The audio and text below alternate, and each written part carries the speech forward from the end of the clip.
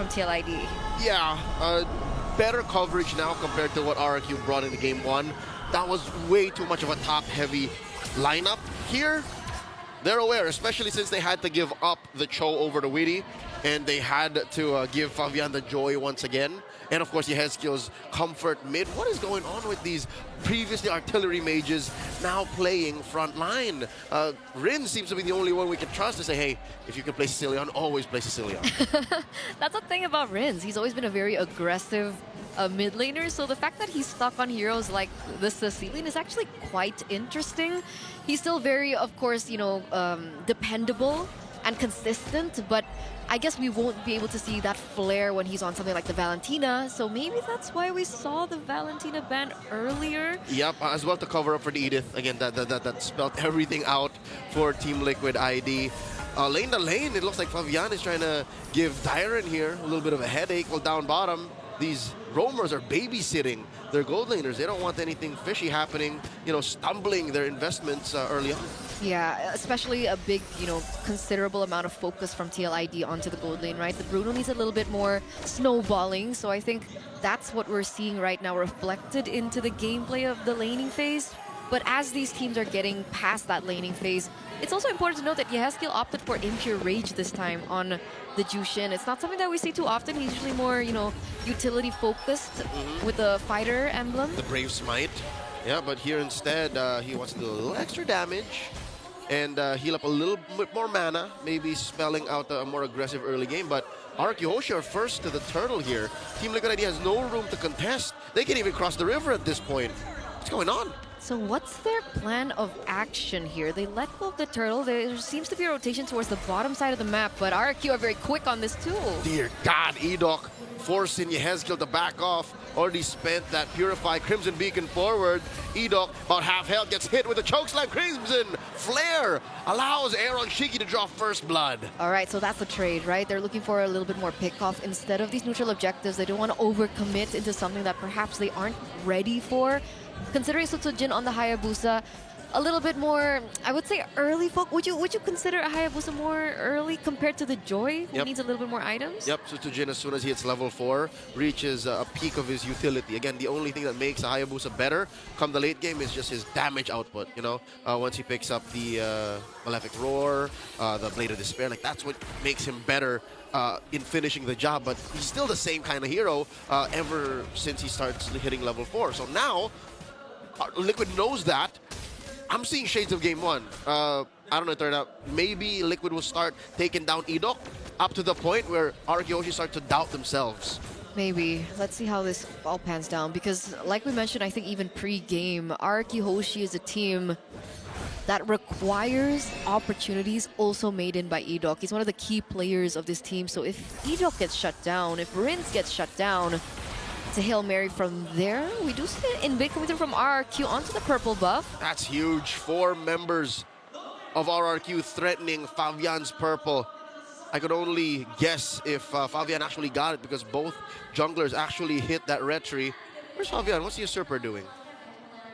We'll see in just a bit. He oh, got it. He has it. He has it. All right. So, you know, the cavalry can rejoice knowing that, despite RRQ HOSHI actually having a small gold lead.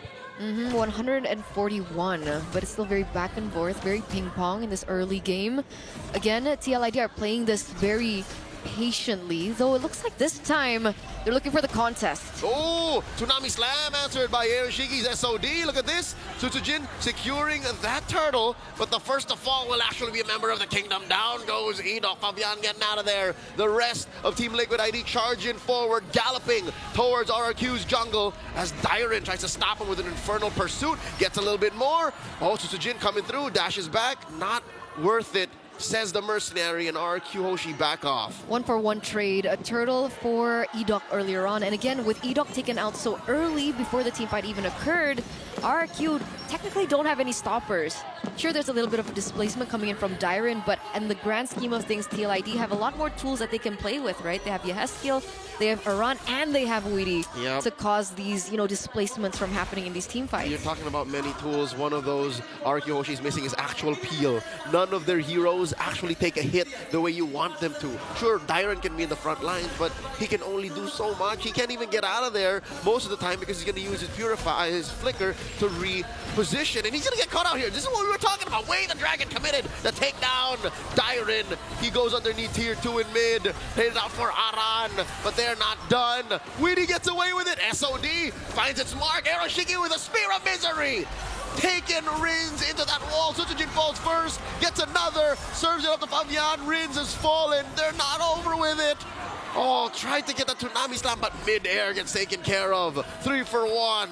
Team Liquid ID gets the kills. They do, and they get 2 kills onto Aaron Shiki on the Moskov in the lane against Toy on the Bruno. So not the best scenario, I would say, for RRQ, as they also lose their mid turret. In accordance to that, a 1,000 gold lead now for TLID. Expected to balloon even further, Eterna, because down bottom, they got that chubby wave with the untouchable one escorting it. And then this top lane also has that wave that Fabian could have committed to. But oh, wow, that's all he needed. He trusted the Siege Minion to do the job. Yeah, didn't even need it. So TLID pick up yet another thing on top of what looks like a turret in the bottom side, handed over to Eren Shiki. And you guys did mention during the drafts, this is what would happen to Dyron. Yep, he's trying. Infernal Pursuit up, SOD hits it, Sutsujin secures the turtle, shields for the kingdom. Down goes Fabian and Eren Shiki, but they're not done, they're looking for the trade. Weedy with a kick. Gets Toy down, one more! Weedy kicking Dyron 6 feet under the ground. 2 for 2 the trades.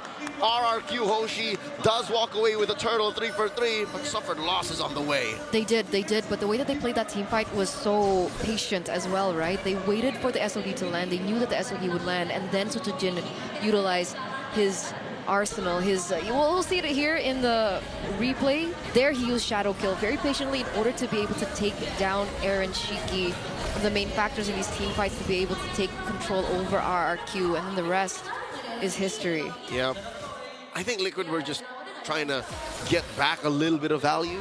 They did trade down. That was their gold laner and their jungler for, what, frontliners?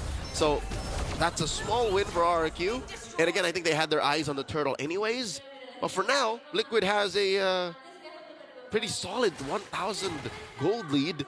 Where's the gold on? The majority of it is on Fabian, sure. And then a little bit of it is on, wow, Weedy? Yeah. How's Weedy making this much money over Edok? Well, Edok dies a lot. I mean, Woody's 303 right now. Oh, yeah. Carry Cho? I don't know. I guess he's, he put on the seatbelt and was like, you know what, maybe I'll get the job done here in the mid game. But he's in for the ride. He is. He definitely is. 303 at the moment, ladies and gentlemen. Still looking for these opportunities, but he knows that Rins is not rocking the Purify this time around, so it is a valuable target. Whoop! Onward. Compromising Edok. He does get out of that L brush. That's where the damage is being dealt, and down goes Weedy. And Eren Shiki with an SOD, popping Edok from downtown. But still a winning trade for RRQ HOSHI. They make a beeline for the Lord. Absolutely, 2-for-1 trade. TLID went all in onto Edok, who naturally didn't get taken down as soon, but they wasted so many resources that RRQ HOSHI was able to punish and capitalize over that fact. So now RRQ are the ones walking away with the Lord. We'll take a look at the instant replay right now. See, that's the jump in through. You see Fabian not actually committing to that. Really good SOD at the end to make it a bit of a trade, but in the end, TLID in these team fights, a little messy. Messy as it is, Liquid ID are getting away with more than a lesser team would. They plan out these fights so that if anyways they lose, something gives on the map. That Lord and those 2 kills, they got 1 kill and a turret down bottom. So it's diminishing returns, yes, because eventually there will be less turrets to try and trade bodies for. Liquid ID has to clean up their act, because if not, RRQ HOSHI are going to scale out of control. Again, you're still looking at a Bruno, you're still looking at a Sicilian, and look at how far back Liquid gets pushed in. Yeah, that's the Lord going to be taking down that second tier turret. I think the shield should pop. And it does. Wow, that is the worst way to pop it. They wasted that. They could have kept that shield for like 2 more minutes. Yeah, unfortunate stuff. But the fortunate thing for TLID is the fact that RNG has hit his power spike, right? Already with the Trojan Scythe, the Golden Staff, and the DHS. Le Trinity. The Trinity of attack speed. Yes. And they gotta watch out. He no longer will just need to hit these SODs. Like, he will be a legit threat in team fights. Sphere of Misery will now be the death of Rins if he doesn't reposition himself accordingly. Toy even, who if he doesn't do like Savero last night, or if he does like Savero last night and refuse to press the Purify, then it's over. You know, the comeback is set for Liquid ID, but the window is very small. Very, very. They're on a timer right now, especially like you mentioned. The scaling coming from RRQ is still on the table. It's still a looming threat to TLID right now as we're entering the 11th minute of the game. Interesting thing is Fabian is going for his build earlier on. Wait a second, that's a jump. That is a Tsunami Slam displacing Witty. He answers back in kind. Flickering in, does not get the kick, gets his Immortality pop. And Rins popping his ult this time around before he dies. Fabian finds him, traded out for with Witty and Yehezkiel. Finally, the Usurper falls as well. Dyron keeping everyone honest. Aaron, she can get free hit. In comes the Mercenary, gets a double, and Dyron takes care of the last member of the Cavalry. It's a wipeout. RQ say, hey, TLID in that first game, you were able to wipe us out in the final stage of the game. Here, let's see how you do with a taste of your own medicine. And they are in the base, just waiting for the waves to come in. Ladies and gentlemen, we have a